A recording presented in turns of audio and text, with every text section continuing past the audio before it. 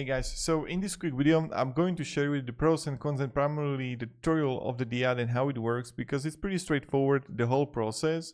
So yes, what is great about it is that you don't have any vendor lock-in. You have great privacy and control, so it runs locally, ensuring that the code data remains on the user's machine rather than somewhere else. Cost efficiency.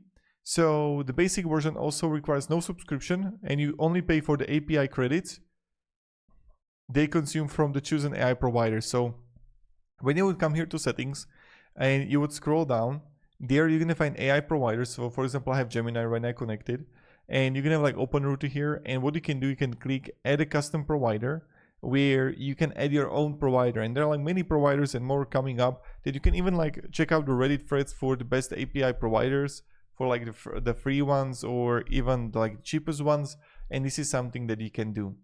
Creating app is also pretty straightforward. How the whole process works is that I right now like added that I wanted to make me like a tool that would be like advanced filtering for YouTube channels, that I'm a full-time YouTuber, and this is something that I could do. And for example, right now I've built this in one simple prompt, which is great, and I would just like edit API so it could like connect, and then I will just like right here that okay, and let's continue and add there more filters. Okay, but how I want it is that when I paste a YouTube channel, then it changes life for me, if it makes sense.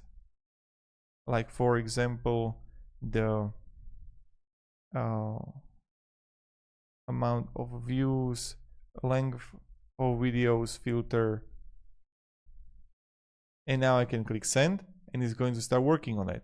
Now yes, what is really great is the cost efficiency, also smart context management, full stack capability, but of course it's like it's vibe coding, and it's vibe coding, and this is something you have to actually like expect, that this is not like that you are programming with it. Now it's not good as when you would like use the cloud Opus, to be honest.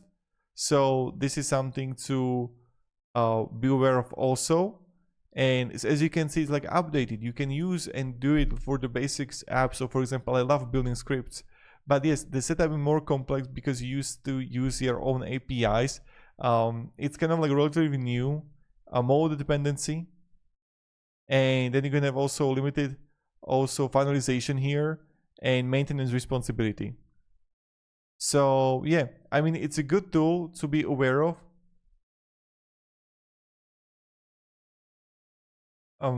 But still, this is something that I want to share with you. Pretty straightforward tutorial on how you can use it.